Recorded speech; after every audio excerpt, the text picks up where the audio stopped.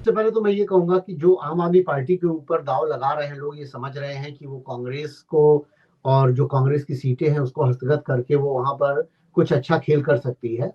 तो उसका कारण तो हमारे आपके पास सबके पास क्लियर है, क्योंकि पंजाब में उसने कांग्रेस को हराया, कांग्रेस की गवर्नमेंट थी।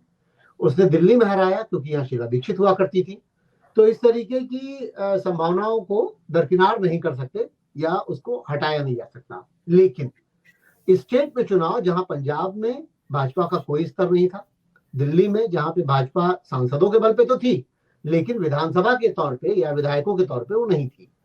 तो ये कहीं ना कहीं संभावना यहाँ से मुखर होती है कि वो जो है कहीं भाजपा को तो हरा ही नहीं है कहीं भी। आज तक उसने डायरेक्टली कहीं भाजपा को डिफीट नहीं दिया है किसी भी उस पर हिस्से पर देखा जाए। उत्तर प्रदेश में तो कहीं नामो निशान तक नहीं है। बाकी आप स्टेट जानते ही हैं। और जब लोकसभा के चुनाव होते हैं तो क्या स्थिति होती है आपकी, तो ये भी जानते हैं सब लोग कि 400 सीटों पर उसकी जमानत जब्त हो जाती है। तो ऐसी कहानी में क्या है कि वो पॉइंट आता है कि इन्हें जो है वहां पर 77 या 79 सीटें लगभग जो है कांग्रेस की हुआ करती थी, जो 2017 वाले विधानसभा चुनाव में थी। तो उनमें कहीं ना कहीं ये सेल लगा सकती है आम आदमी पार्टी कांग्रेस के उस पर, क्योंकि समान विचारधारा के आधार पर भी दोनों तुलनात्मक तौर पर करीब करीब बराबर स्तर पर है। भाजपा के विरोधी हैं और समाजवाद के थोड़ा सा वो है, समर्थक हैं। समाजवादी विचारधारा का थोड़ा सा उनमें उनके भीतर पुट है। तो इस सब को लेकर के ये माना जा सकता है कि आम आदमी पार्टी कांग्रेस की उन सीटों पर अटैक कर सकती है जो कांग्रेस ने गुजरात में बना रखी है।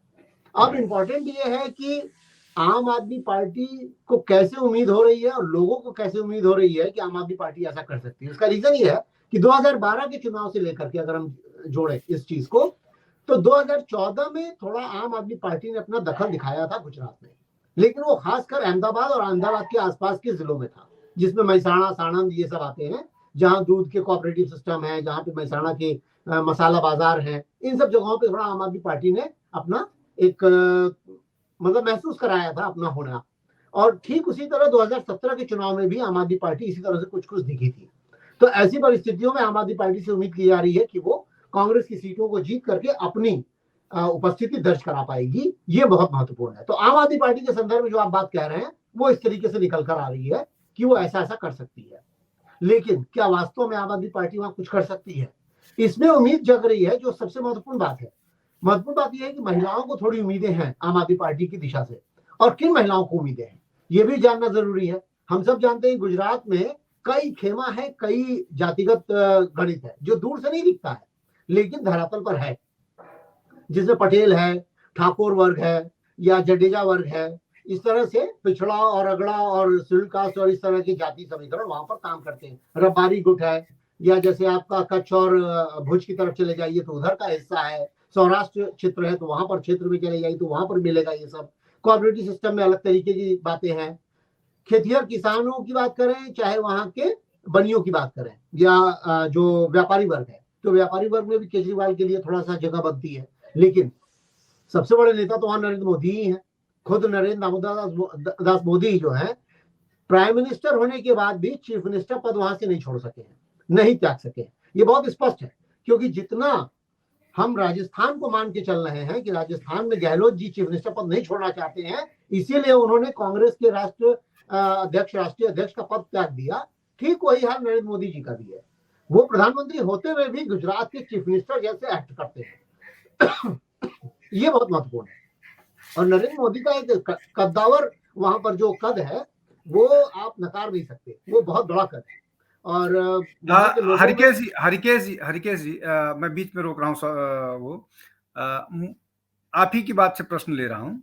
आप कह रहे हैं कि प्रधानमंत्री नरेंद्र मोदी वहाँ मुख्यमंत्री के तौर पर भी काम करते हैं, मतलब ऑब्वियसली इनडायरेक्टली। दूसरा है कि वो कद्दावर नेता है और उनका रिप्लेसमेंट नहीं। तो आपको मैं सीधे मतलब दो टूक जवाब चाहूंगा। आपको क्या लगता है कि आप और कांग्रेस इस स्थिति में है कि वहां वो मोदी को चैलेंज कर पाए? नहीं, दो तीन महत्वपूर्ण बातें हैं। पहली सबसे महत्वपूर्ण बात यह है कि जिस समय गुजरात सरकार में पूरी की पूरी मंत्रालय और पूरा मंत्री पद बदल दिया गया, चीफ मिनिस्टर का चेहरा बदल दिया गया, उस समय ही भारतीय जनता पार्टी को यह अंदाजा लग गया था कि पिछले 27 सालों का जो एंटी इनकम्बेंसी होता है वो प्रभावित कर रहा है और ऐसा कर सकता है। इस उम्मीद के अंतर्गत ये काम किया गया। तो इसका मतलब ये हुआ कि रणनीति के तौर पे भी नरेंद्र मोदी और अमित शाह ये काफी आगे जाकर के काम कर चुके हैं, पहली बात। दूसरी बात यह है कि कद की जहां तक बात है तो निश्चित तौर पे गुजरात में नरेंद्र मोदी और अमित शाह का कद बहुत बड़ा है, उसको हिट करना बहुत मुश्किल काम है, कठिन काम है। 27 साल में से 20 साल तो उन्हीं के हिस्से के हैं, 22 साल। तो 22 साल में तो आप समझिए कि कैसे कद बढ़ा है। और बात यह है कि सीटें भले घटी हैं, आप उसको देख सकते हैं, किसी भी सरकार का लगातार आते रहना, 2-4 सीट 10 सीट घट जाना, 127 से 99 पे आ जाना, ये वो बात नहीं बताता कि आपके विरुद्ध कोई जाकर के खड़ा हो गया है और उसका मन बन गया है कि नहीं अब इस बार नहीं चाहिए आप, ऐसी स्थितियां अभी नहीं है। लेकिन फिर भी एक बहुत महत्वपूर्ण बिंदु है कि जो इन्होंने पूरा मंत्रालय बदला, जो सिचुएशंस बदली, वो सिचुएशन कहीं ना कहीं इस बात को इंगित कर रहा है कि अंदर खाने भारतीय जनता पार्टी को भी पता है कि एंटी इनकम्बेंसी काम कर रहा है। और ये दोनों पार्टियों के लिए मुफीद वर्क है, खासकर आम आदमी पार्टी और कांग्रेस के लिए, कि एंटी इनकम्बेंसी को भुनाया जा सके। जितनी असफलता भारतीय जनता पार्टी के हिस्से में अपनी कमजोरी से नहीं आएगी, अगर ये ताकतवर तरीके से लड़ सकते हैं तो आएगी, कुछ संभावना बनती है। और आप हमसे जुड़े रहने के लिए सब्सक्राइब करें YouTube पर, फॉलो करें Twitter पर और लाइक करें Facebook पर। और ज्यादा जानकारी के लिए आपको टाइप करना होगा सिर्फ न्यूज़ नशा।